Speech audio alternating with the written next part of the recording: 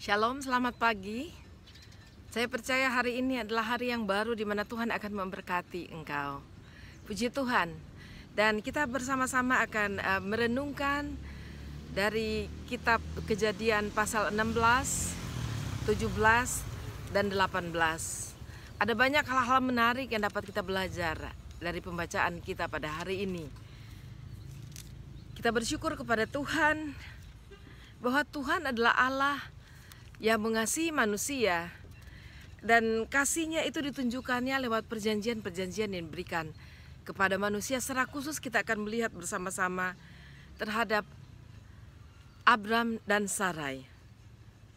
Setelah mereka mendapatkan janji Tuhan bahwa Tuhan akan memberkati mereka, dan keturunan mereka akan seperti bintang-bintang di langit, akan seperti pasir di laut.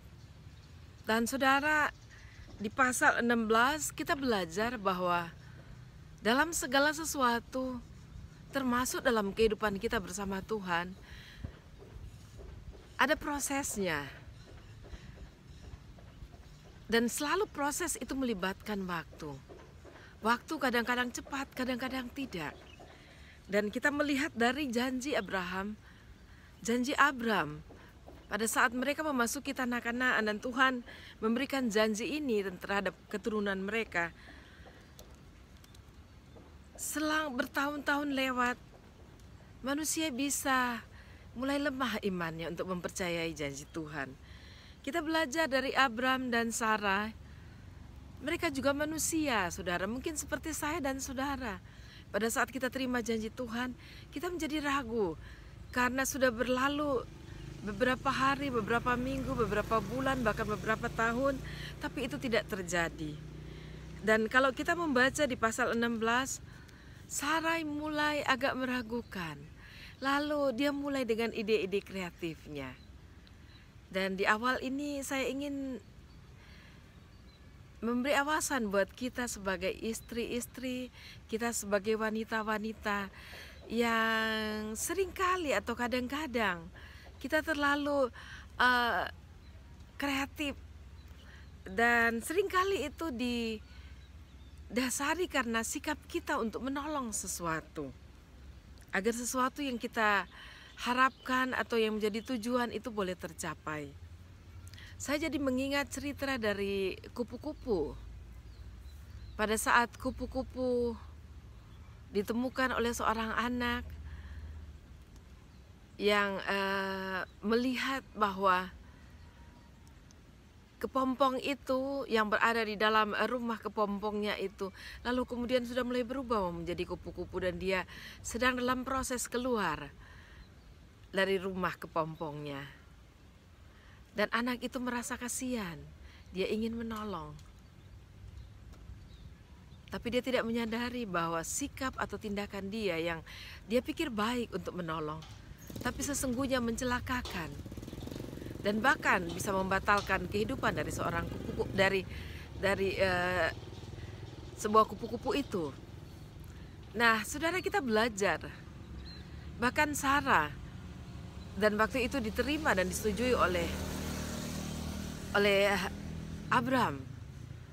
Pada saat akhirnya Sarah memilih atau memutuskan dan mengusulkan kepada Abram untuk mengambil salah seorang budaknya, dan dipilihlah Hagar. Setelah 10 tahun mereka menunggu dan menunggu, janji Tuhan itu belum digenapi. Mari kita belajar satu hal, saudara, untuk kita berhati-hati dalam menunggu janji Tuhan bagi kehidupan kita. Seringkali Tuhan mengizinkan proses, yaitu untuk menguji iman kita.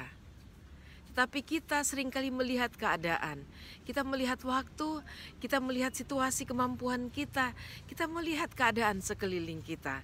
Sebab itu mari berhati-hati, andalkan Tuhan dalam segala perkara. Jangan mengandalkan diri kita dan pemikiran kita.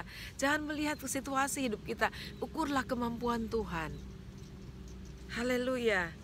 Dan terjadilah pada saat Sarah memberikan Hagar kepada suaminya, lalu akhirnya Hagar hamil dan mendapatkan seorang anak, yaitu Ismail.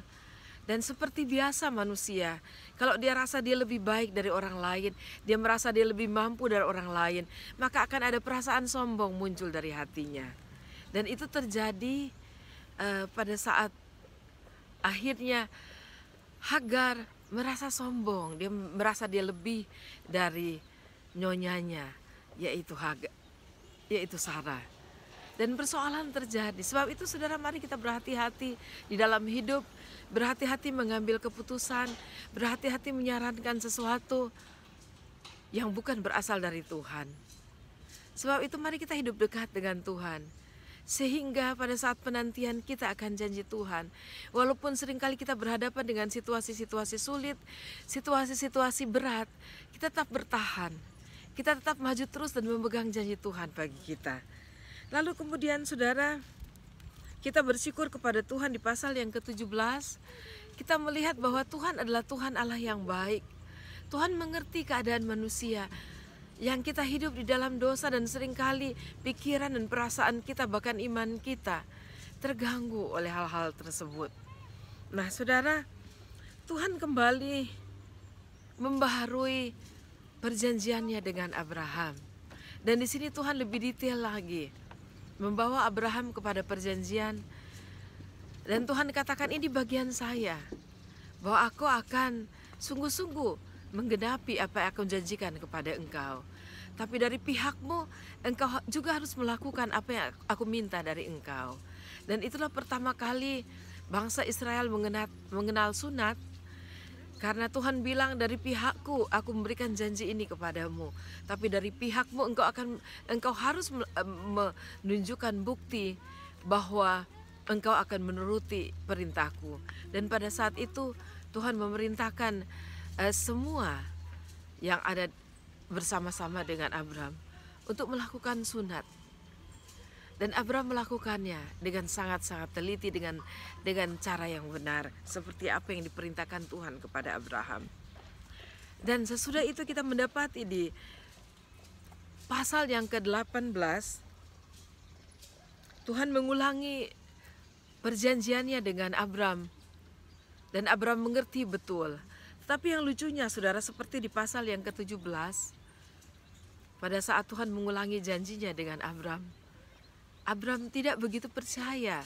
Di dalam hatinya dia berpikir, mana mungkin aku yang sudah setua ini boleh mendapatkan anak. Lalu kemudian dia tertawa saudara. Kita harus berhati-hati mempercayai Tuhan dengan segenap hati kita. Sebab itu di perjanjian baru Tuhan Yesus katakan, kita harus mengasihi Tuhan. Kasih itu dilandasi dengan percaya. Mengasihi dengan segenap kekuatan kita, segenap akal budi kita, dengan seluruh hidup kita saudara. Kita juga harus mempercayai Tuhan sedemikian.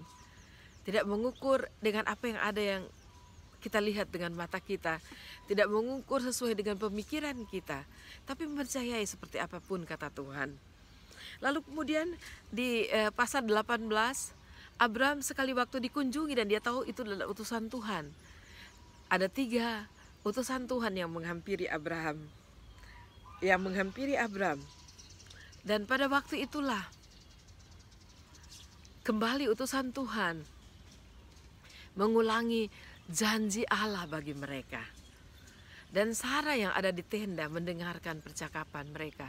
Dia juga menjadi ragu, mana mungkin. Lalu dikatakan di dalam pembacaan kita itu bahwa Sarah menjadi tertawa. Dan Tuhan tahu saudara, kalau kita meragukan sedikit pun ada terbersit di dalam kita. Apalagi yang sudah muncul di wajah kita saudara, betul-betul dari hati keluar ke sikap kita. Dan apapun sikap manusia, janji Tuhan itu kepada manusia itu tetap.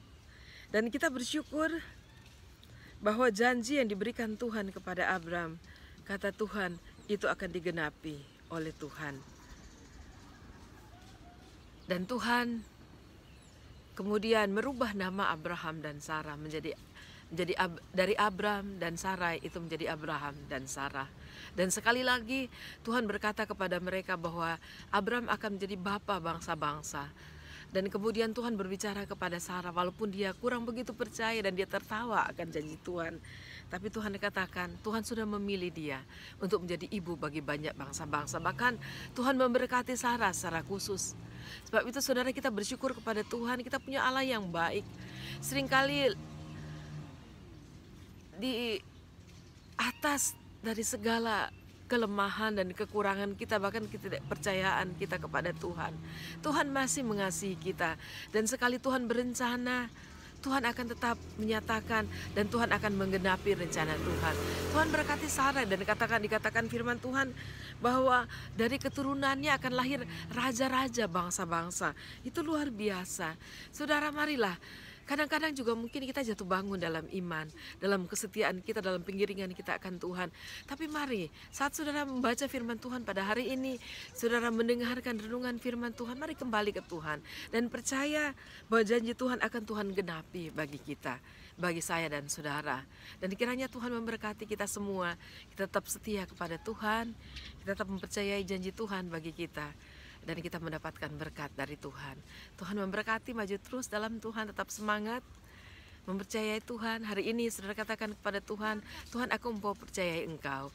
Aku mau untuk memandang kepada Engkau, tidak melihat keadaan sekeliling, bahkan tidak mengukur kemampuan diri saya, tapi saya mau mengukur kemampuan Tuhan yang dapat berlaku atas kehidupanku.